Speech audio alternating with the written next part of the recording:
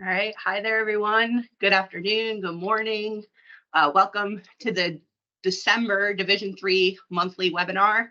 My name is Corey Berg. I'm an associate director for AMA for the Division III team.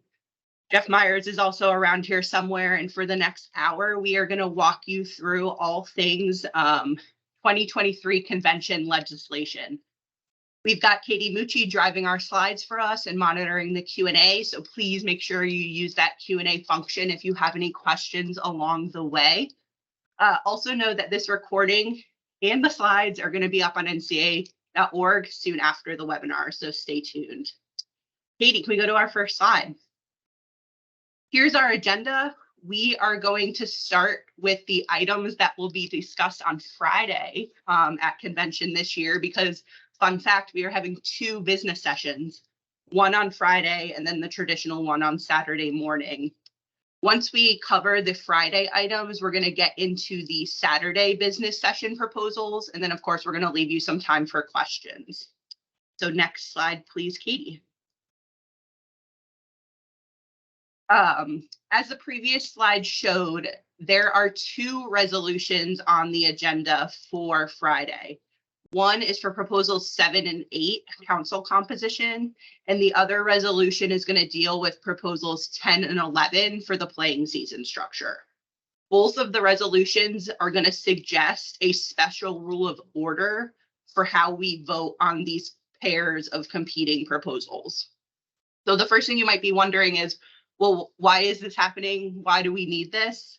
And the answer is because when there are situations like this, when there are multiple proposals in the same area or same bylaws, Division III's current procedures require one of those proposals to go first without ever talking about the other proposal. So with that in mind, and to give each proposal its fair shot, Resolution 1 for the councils and Resolution 2 for the playing season structure are going to give an opportunity for both the membership sponsored proposal in that area and the governance sponsored proposal in that area to be considered by all of Division III before you all go vote on which of those proposals you might prefer to go up against the current legislation. So whichever proposal wins that vote, it's going to become what we're going to call the preferred proposal, and that's going to have the first chance to go against the current legislation. So let's go to the next slide and see what this would look like. So starting on the left side of the slide, this flow chart represents the possible outcomes for the business session that's going to happen on Friday. And that business session is going to happen right after the issues forum. I think we finish up issues forum, super quick break, and then we launch right into this business session. As I mentioned, each pair of the proposals will have its own resolution. And if that resolution is discussed and then we have the vote and it's defeated, we're going to stick with the original voting order, something that's already been established for Saturday. And that order has the membership sponsored proposals being considered first, which means proposal 7 before proposal 8, proposal 10 before proposal 11. If, on the other hand, the resolution for one or both of those pairs is adopted, that's when we're going to see this special order happen at Saturday's business session. And that's what the flow chart on the right side of the slide will come into play. So that special order, it's going to start at the top with a discussion of both proposals, so 7 and 8 in the council space, 10 and 11 in the playing structure space, and then the entire membership will vote on their preferred option. Do you prefer 7 or 8?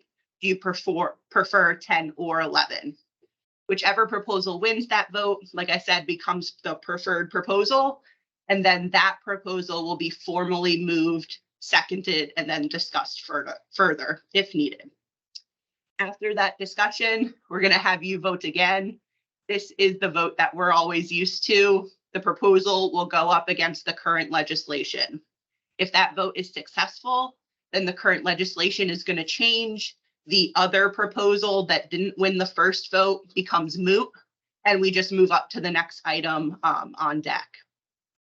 If, however, the preferred proposal is defeated, the other proposal is going to come back and it's going to get its shot to go against the current legislation. So it would be moved, seconded, discussed further before it goes up for the vote. And then again, if that vote is successful, we will see the legislation change. If the other proposal also goes down or is defeated, the legislation is going to stay the same way it is now. No changes. We just move on to the next item up for discussion. One kind of best practice piece of advice for you here for these resolutions and for should they be adopted, the discussions that will happen on Saturday, is that it's probably a good idea to come to convention with a game plan and a backup plan. So whichever proposal is voted on as preferred, that may or may not be your preferred proposal. So it's a good idea to spend these next couple of weeks on campus or within your conference talking about the pros and cons and developing a position on both in the pair of competing proposals. So come ready to say, if 7 goes forward, we do this. If 8 goes forward, we do that. Similarly, if 10 goes forward, we do this. If 11 goes forward, we do that. So next slide, please, Katie. Before we get into Saturday's items, just a quick first stop in the Q&A to see if anyone has questions about how things will go down on Friday. We are clear in the Q&A so far, Corey. All right, awesome. The flow chart's doing their thing. So next slide, please. So Saturday is going to have us begin with one more resolution. So we've got the 2 on Friday. Number 3 will come up on Saturday. It's in the hardship waiver space. So right now, the Division 3 process for mental health assertions and a hardship waiver request is the exact same process as for a physical injury or illness. So if this resolution is adopted, it would require the governance structure to go back to work with the larger membership, to work pretty closely with National SAC to develop a hardship waiver process that's specific to mental health in order to distinguish it from the current process that we use for physical injuries or physical illnesses. Next slide. All right, so the next slide shows us our first kind of traditional proposal. So if this is adopted, we're changing some rules here. We're changing some bylaws. And that's proposal number 4. It is seeking to provide the National SAC, so National Student Athlete Advisory Committee, with a vote at the Division 3 business session of future NCAA conventions. So if you've been to the business session before, you know that each active member Division 3 institution and each conference that has voting privileges is entitled to vote 1 vote per legislative proposal. And while you may have seen National SAC members before stand up and deliver position papers because National SAC members have voting privileges on the floor, there is no current vote for that group of student athletes. So you probably guessed, if adopted, that would change. This proposal would give National SAC 1 vote per proposal, beginning with the 2024 NCAA convention. Next slide. This slide has a quick update on a change that you'll see once you check out the official notice. And that is that the governance-sponsored proposal that was originally looking to handle committee structure and council composition all at once in one kind of massive proposal, that's actually been split into 2. So we've got proposal number 5 that's going to deal with 6 standing Division 3 committees, and then proposal number 8 that will focus just on the presidents and management councils. So speaking of proposal 5, next slide, please. This proposal is the first part of that split. So it used to be part of that massive governance sponsored proposal. Now it's still governance sponsored, but it's just focusing on 6 Division 3 committees, and it would provide consistency in size and regional representation on those groups. And then it would also put a student athlete voice onto the committees when there isn't currently one on certain committees. So Katie, can you click that button for me? Thank you. This first chart shows the 6 committees that this proposal would amend. And so we've got CHAMPS, Financial Aid, ILC, the Membership Committee, the Nominating Committee, and Strategic Planning and Finance, or SPFC. So you can see by checking out this slide that right now, each of the groups vary a little bit in size. So there's no consistency in the number of individuals serving on those committees. And either read it here or read it once the slides are posted, you'll see that they each have some different representation requirements. So the boxes that have to be checked for the individuals that serve on the committees. Next slide and a button click, please. Awesome. So this chart compares the current sizes of the committees that we just saw. It shows you what proposal 5 would do, both to the size and to the representation requirements. So you can see that both the CHAMPS committee and Strategic Planning and Finance would increase to 12 members, or excuse me, SPFC would actually go down 1, but they would both sit at 12. And the other 4 committees would sit at 10 individuals from the membership serving in those groups. It also lists the representation requirement that would become consistent across all 6 of those committees should the proposal be adopted. And then for those of you that might be wondering, hey, you said there's going to be a student athlete added to the groups where there currently is one. Which groups are there? That would be Financial Aid Committee, the Membership Committee, and then on a permanent basis, the Nominating Committee. So next slide, please.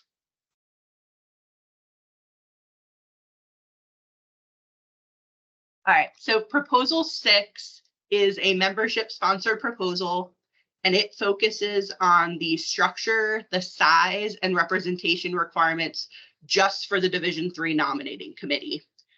We covered this quickly on the last proposal, but this just reminds us of the current structure of the nominating committee in Division III. It's got 8 members. You can see the representation requirements listed out there. And then the national SAC, or the student athlete role, is just right now in an advisory capacity. So when the nominating committee is talking about nominees for national SAC, a student athlete is getting involved. But for other Division III committees, they aren't currently involved in the conversation. So next slide and a click. All right, so this slide is comparing the current legislation, the requirements from proposal 5, what that would do if it's adopted, in case you want to compare nominating committee to nominating committee. And then there on the far right is what proposal 6 would do for this committee only. And what it would do is it would increase the size of the committee from 8 to 10 members. It would eliminate the 4 geographic region representation requirement and would instead replace that and use a conference-based 10 region model to fill the representation of that committee. That new 10 region model would be based off the current sport committee models. And then finally, this proposal would increase mandatory representation for both females and males. Currently, it sits at 3. It would increase that to 4. And next slide. All right, so we have arrived. No, you're good. We've arrived at our first pair of competing proposals. It's for council composition. So just to refresh everyone's memory, proposal 7 is membership sponsored. Proposal 8 comes from the governance structure. And for chart's sake, because it's a lot of information all at once, this first slide is going to be specific to President's Council and what either of these proposals would do to that group. And then we'll handle Management Council on the next slide. Also, before we kind of dive into the boxes that you're seeing here, just wanted to take a quick chance to plug our convention resources, because the charts that you're going to see here, and Jeff's got some charts that you're going to see later, these are going to be really quick hits from a very high level. And so the charts that you'll find on the resources page on ncaa.org are super comprehensive and very detailed. So definitely check these out. But if you're looking for a deeper dive, all of the ins and outs of these proposals, definitely recommend you find those charts when it's convenient for you. So Katie, we're going right to full comparison. We are there. You can see the current President's Council size, makeup, the nomination process, and the term length in the left column. But let's talk about the two competing proposals, starting with number 7. And so the overall intent of this proposal, number 7, is to ensure that every Division III multi-sport conference has one representative on either President's Council or Management Council, and to specify that that slot will alternate on a 4-year basis between the councils. So you know that your conference will have someone sitting on Management Council for a 4-year term, and then once that term is up, you know that the conference representative will switch over to President's Council. So what that means for size and representation purposes is President's Council will have half the number of active Division III conferences plus 2 student athletes. So if we think about Division III's current numbers, that would increase the size of the current council from 20 to 24 members. Also, this proposal has a built-in basement threshold. So should this number of Division III conferences decrease to such a point that the council size risks falling below 18 members, this proposal would say those open slots could be filled by conferences who are serving on Management Council or from independent institutions. Proposal 7 also would amend the nomination process for President's Council. Currently, that process is handled by a subcommittee of that group, but Proposal 7 would see the Division III nominating committee get involved and handle the coordination of nominations for President's Council. Ultimately, those nominations will be sent to the full President's Council for approval before being sent to the membership for a vote, and that's the same way we do things now. But how those nominations are handled, that's where Proposal 7 would make some changes. And then finally, Proposal 7 would maintain the current number of national SAC representatives in the group, 2, but it's very specific to say that those student-athlete representatives would not count toward the required conference representation. So right now, we have a President's Council national SAC representative from the Midwest Conference.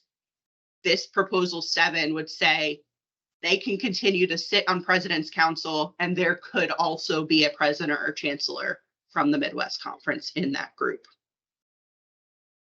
Moving over to the right side column, this is Proposal 8. So remember, coming from the governance structure. So this is the second half of that split we talked about earlier.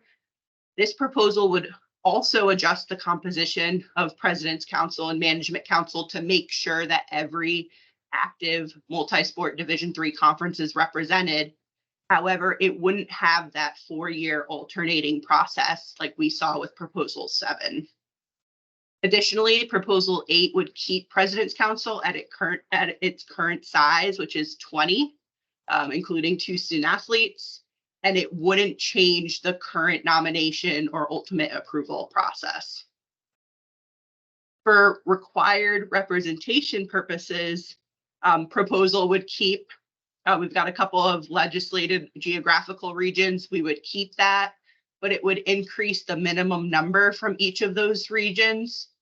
And then if for Region 4 specifically, one of those representatives would have to be from California, Colorado, Oregon, Texas, or Washington to make sure that those states and the institutions and conferences in those states are being represented.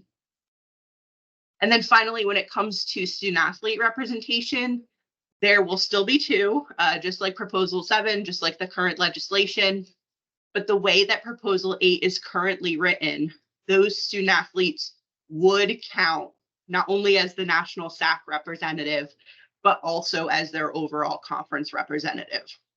On this slide, please notice the asterisks because we're going to get to that in a couple slides. But first, Management Council. So next slide and a click, please, Katie. Awesome. Current management council makeup is there on the left. Once again, we've got membership sponsored proposal 7 in the middle. And luckily, we don't have to spend a ton of time on the membership sponsored proposal here, because proposal 7 is looking to create councils of equal size. So splitting the number of Division III conferences in half. So we've basically covered all of these boxes for proposal 7 on the President's Council slide. But as far as the governance for sponsored proposal 8 goes, there are a couple of new things to note in the management council space. If you remember from the President's Council slide, proposal 8 caps President's Council at its current number, which is 20. So that means if proposal 8 is adopted, management council would be the group that absorbs those additional individuals that would be serving on the councils. So again, if we use current Division III numbers, we would see that council size increase from 21 right now to 24, again, with the asterisk that I really promised to explain on the next slide. And then the final thing about proposal 8 that is notable is some of the existing institutional representatives. So the boxes that have to be checked by individuals serving on that committee would be adjusted slightly to include some more inclusive language. And Katie, next slide, please. All right, my last item to talk about before I toss to Jeff is the asterisks. You saw it on the last couple of slides in the chart a couple of times when you were talking about how student athletes may or may not count in proposal number 8. And what the asterisk represents is an amendment to that proposal, one that would seek to modify it. And it would say national SAC reps on President's Council and on Management Council would not count as the overall conference representative should proposal 8 ultimately be adopted. So this asterisk, this amendment, would put proposal 8 in the same place as proposal 7 when it comes to that national SAC student athlete representation. So let's see what that looks like on the next slide. All right, one last flow chart for you. If or when proposal 8 is moved and seconded, so whether that be on first try as the preferred proposal or as the other proposal, if number 7 goes first and is defeated, this amendment is going to get pretty immediately moved and seconded. So at that point, the discussion will move away from the proposal as a whole, and it'll focus just on this amendment itself before there is a vote on just the amendment itself. So think of it as if the amendment is moved and seconded, we'll have some discussion about the amendment, and then there'll be a vote that essentially asks, should proposal 8 be modified in this manner? And if the answer is yes, and the amendment is adopted, we will go back to discussing proposal 8 as amended. So in this new way, meaning the student athletes would not count as their conference representative on President's Council or Management Council. And if the answer is no, and the amendment is defeated, then we'll still go back to the discussion about the proposal, but it would have to be considered in the way that it's currently written. So without any change and with student athletes counting as their overall conference rep. Tossing the baton. Thank you, Corey. Appreciate that. There's a lot of information there, not only from a process standpoint, but also the substance of those council proposals. So honestly, you have an opportunity now to ask questions, but I would, again, point you back to what Corey alluded to at the beginning. The question and answer document has been posted on ncaa.org. There is a chart that compares the current council structure to those proposed in both of these proposals. I would encourage you to take a look at those, and as you try to determine from your institution whether you want to stay with the current rule or whether you want to vote for one of these proposals. Hi, Jeff, can I jump in here before you? Sure. We just got a question in there. Question maybe for Corey. If proposal 8-1 is adopted, is it correct that there would be 18 presidents plus the 2 student athletes? So it would remain at 20 members, or can you see? Yes. Yeah. Okay. Yes. And it would likely, so should the amendment be moved, seconded, adopted, and then proposal 8 be adopted, and student athletes no longer would count as their conference representative, that will just add even more bodies to management council. Because remember, with proposal 8, management council would be the group that absorbs the extra individuals. So management council 26. It could go even higher. Yeah. Well, yeah, management council would be 26 plus 2. So you have the 2 student athletes, plus you'd have to have 26 conference representatives. Thank you. Thank you. Okay. Well, we have our last proposal in the president's grouping, and this is sponsored by the President's Council. And effectively, it adds a condition to the D3 application process. So right now, if a collegiate institution would like to become a Division III member, they have to apply for membership, go through a process, and there are certain conditions tied to that. This would add a condition. It would say that to apply and be accepted into the process, an institution would have to have an invitation from a multi-sport conference to be a member as well. It would have to maintain that invitation throughout the membership process and could not become an active member without being part or having an invitation to a conference. It does not affect current active members. So for independent members, it does not then require them to find a conference. This only applies to those seeking Division III membership. All right, Katie, any questions with respect to this? And then No questions. Go. All right. So again, I just want to kind of reiterate the process here. If on Friday, the membership approves resolution number 2, which would establish a special rule of order for voting on proposals 10 and 11, what you would see after proposal 9.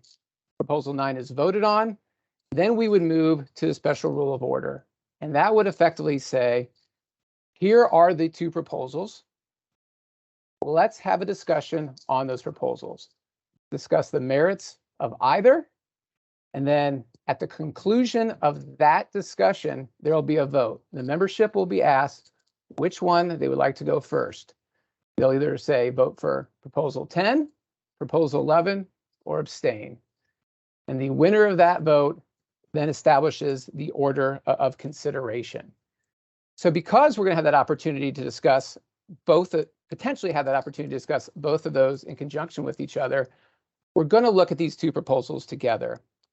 And so to take a step back, proposal number 10 is a membership sponsored proposal and sponsored by the Southern Athletic Association and the Michigan Intercollegiate Athletic Association. And it would, again, address the entire bylaw 17 playing and practice season structure, essentially eliminating the week structure and substituting it for 114 days of athletically related activity structure.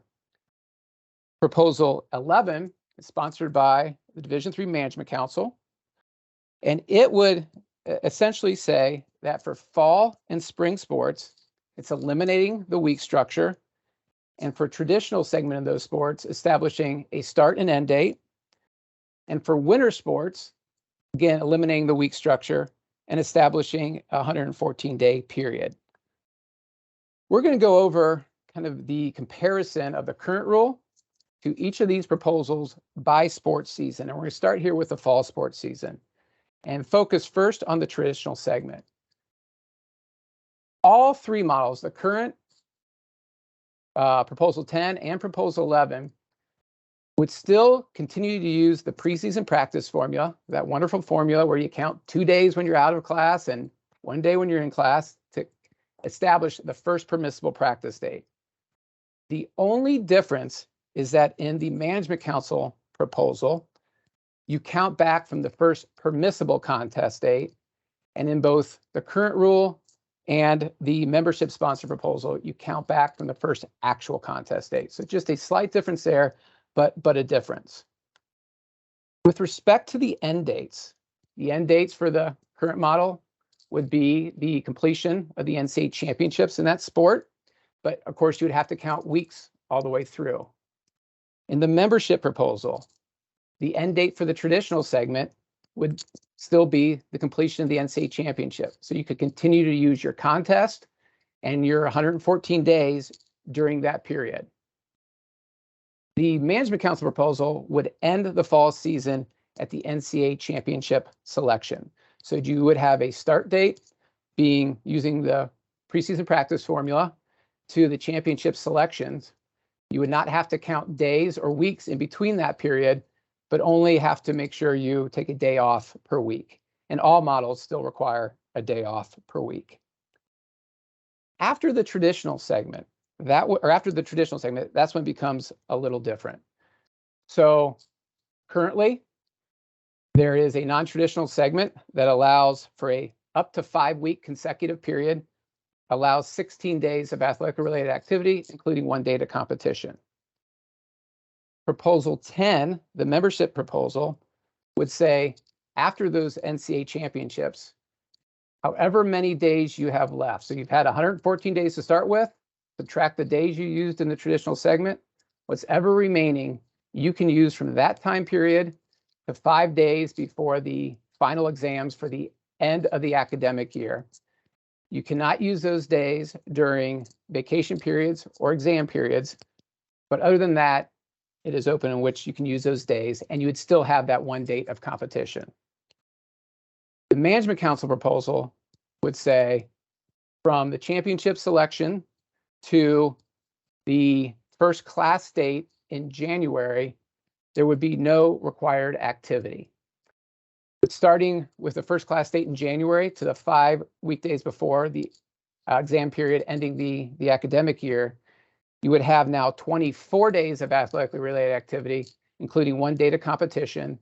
And those could occur at any point within that time frame. They would not have to occur during consecutive weeks.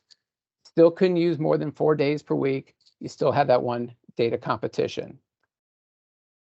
One reminder too on the traditional segment, while under the management council proposal, it ends at championship selections, there are some exceptions, such as different postseason tournaments.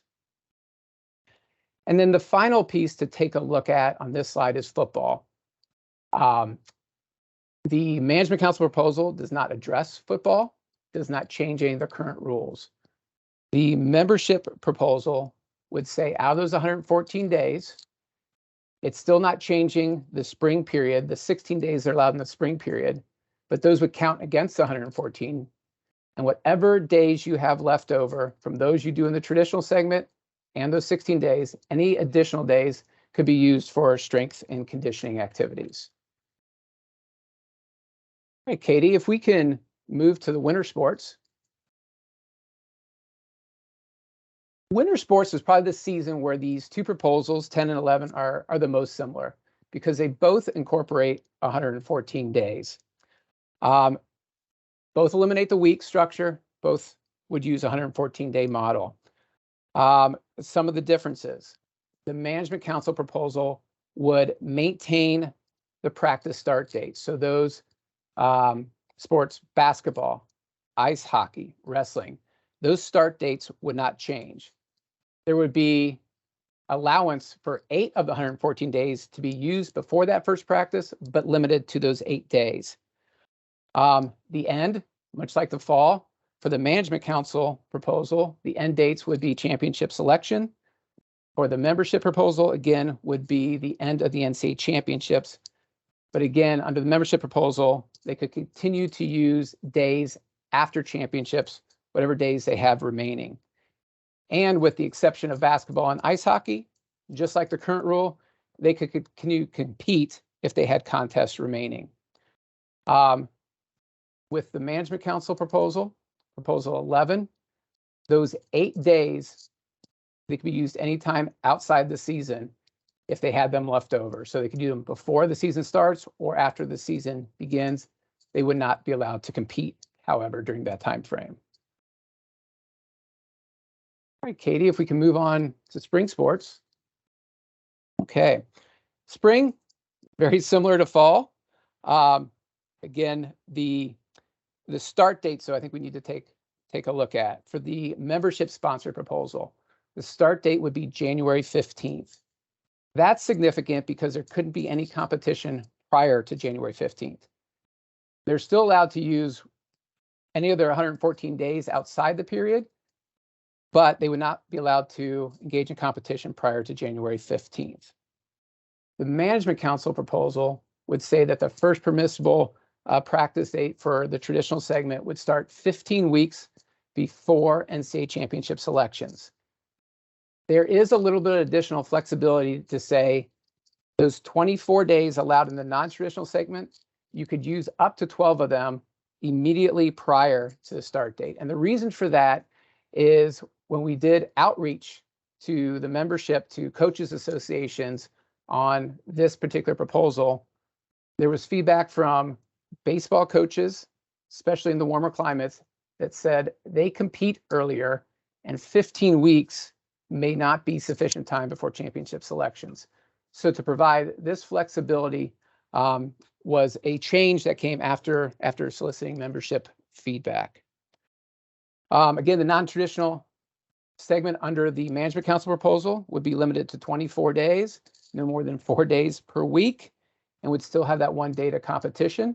It would have to occur between September 7th or the first date of the classes in the fall period, and would have to end 5 weekdays before your fall exams. The membership proposal would again state that any days that you do not use in the traditional segment, so 114 minus whatever days used in the traditional, could be used at any point during the academic year as long as it doesn't occur during a vacation or exam period. And then finally, with the period sports, relatively little change with respect to proposal 10 and the membership sponsor proposal. With respect to the Management Council proposal, that would also incorporate 114-day model, but would keep the current start and end dates for both the fall period and the spring period. Just, I guess, one final point on the process. If resolution number 2 passes, membership has the discussion and determines one of these proposals is the preferred proposal and should be voted on first. But once that has happened, that proposal is then moved and seconded, potentially more discussion and a vote. If that proposal is approved, it renders the other proposal moot, and then we will move on to proposal 12. And probably a good time to move on to proposal 12 now, Katie. And proposal 12 is a membership sponsor proposal sponsored by the North Coast Athletic Conference, New Jersey Athletic Conference, and the Southern California Intercollegiate Athletic Conference. And it would establish an acclimatization period for fall sports other than football. It doesn't change what football is doing, doesn't eliminate what football is doing. Football is just not included as part of this. So a couple significant changes. The first change, to incorporate this model, it would change how the first permissible practice date is determined. So it would eliminate that preseason practice calculation formula and just say first permissible practice date would be 18 days before your first actual contest. It's not when you have to start practice, but it's when you may start practice. The other significant change is that it would prohibit any outside competition until the 7 days of the acclimatization period have been conducted. Currently, there's no limitation when you can have your first preseason exhibition. This would establish a time frame to say you need to complete this acclimatization period before you can compete. The acclimatization itself is really a 1 through 4 day model and then a 5 through 7 day. For the first 4 days, institutions are limited to 4 hours of practice that can be broken up between 1 3-hour practice and 1 1-hour walkthrough. It could not be a 4-hour practice. The longest practice could be 3 hours during this time frame. For days 5 through 7, that would then grow to 5 hours. So again, you would also be allowed to have 1 more practice. So you could have 2 practices and 1 walkthrough. and the combination of those activities could not exceed 5 hours, and you could not have any one activity exceed 3 hours. There would be required 3 hours of recovery time in between that. Also some nuances for day one to have a little bit more flexibility to do testing sessions as well, and you can see that on the chart as well. This proposal would be voted on after proposal 10 and 11. Whether proposal 10 or 11 is approved or neither is approved, this will still go forward. And the reason being is that both 10 and 11 do not really impact the fall preseason practice period. All right, Katie, we can move on to 13. This is a governance-sponsored proposal, and it would establish stunt as an emerging sport for women. We as a membership have been through this several times in the last several years, most recently with equestrian that has come up for a vote for the membership, but we've also seen it in sand volleyball. The question and answer document kind of gives some details on this and has been consistent with those previous sports. It would establish stunt as a spring championship sport and establish the playing season regulations around that. With that, Katie, we can move on to 14. All right, social media. And this is a management council sponsored proposal. Important first to be reminded of the current rule. The current rule says you cannot have public recruiting conversations with a prospective student athlete until these two events happen. One, that they have deposited to your institution, and two, that it's May 1st of their senior year. If both of those conditions occur, then you as an institution may have public recruiting conversations with prospective student athletes. Before that, all conversations on social media, anywhere else, need to be private. This proposal only changes the date in that equation. This proposal that would say you can have public communications via social media. One, PSA still has to have deposited, but it has to be after January 1st of their senior year. So it just expands the time in which an institution may have public communications with prospective student athletes. And Katie, that brings us to our last proposal. Hey, Jeff, I'm going to go back a little bit really quick. We just got a question regarding the acclimatate. I'm not even trying to say that word right now. For soccer, when it says no equipment, what kind of equipment is that considering? So that is for the walkthrough session. So we're talking about equipment for walkthrough sessions. You can still have your soccer balls, but primarily it is just a walkthrough session. It is not to have, and I'm going to back up on that a minute. I believe it just applies to the walkthrough session, and you're not to have equipment during that period. Okay. And we actually just got another one as well on the same slides. Is there research indicating that the additional days of acclimatization are the appropriate number from medical health and safety perspective? So our CSMAS, our Committee on Competitive Safeguards and Medical Aspects of Sports, took a look at this proposal. Their feedback was that the current consensus recommendations provided the necessary flexibility to include acclimatization, to include transition periods. I think that's the language they use, not acclimatization. They would use transition periods. Much of what's in that document is similar to what is here, but that group said the recommendations were sufficient and provided the flexibility necessary. That was their feedback. Thank you. All right, so our final proposal is our proposal 15, sponsored by Management Council, and this would eliminate the required submission of the institutional and conference self-study guides. A couple pieces to note on this: it would be immediate. So if your institution or conference is required to submit it this year, they would not have to do that. If they're on a delayed submission, they would not have to do it if this passes. Fairly straightforward, fairly simple. I think that brings us to our last slide, Katie. And just want to reiterate what Corey said in the beginning. There are several resources here for you all as you go through and consider these proposals. The question and answer document has been posted. The comparison charts are attached to that document and I believe posted separately as well. And we'll talk about these proposals again at the issues forum prior to that Friday business session. So with that, I think Corey's back on as well. I think we're here if you have any further questions. And we have got a question. Is golf limited to 3 hours? And you might know which one that is, Jeff or Corey. Yeah, so that's under the acclimatization proposal, and golf is treated a little differently in that they can have during those first 4 days, they can have 4 days of continuous or 4 hours of continuous practice. And days 5 through 7, they can have 5 hours of continuous practice. So they're not limited by that breakup, but they are still limited by an overall hours limitation of 4 or 5.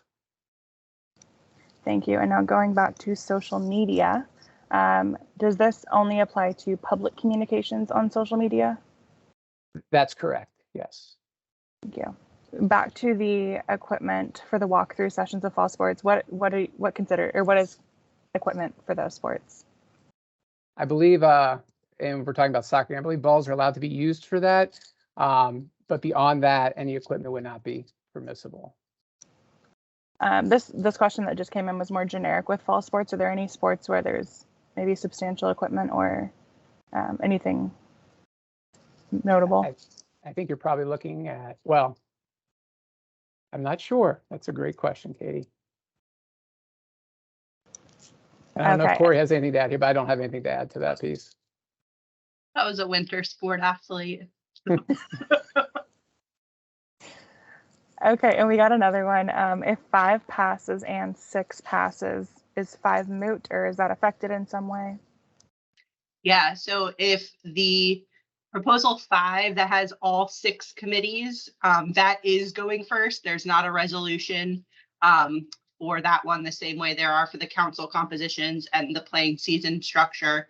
If 5 is adopted, then number 6 is moot because nominating committee will have been handled in the previous proposal. So we would go right into 7 and 8, assuming the resolution is adopted. Well, Katie, I think we can certainly, we'll have opportunities with other webinars.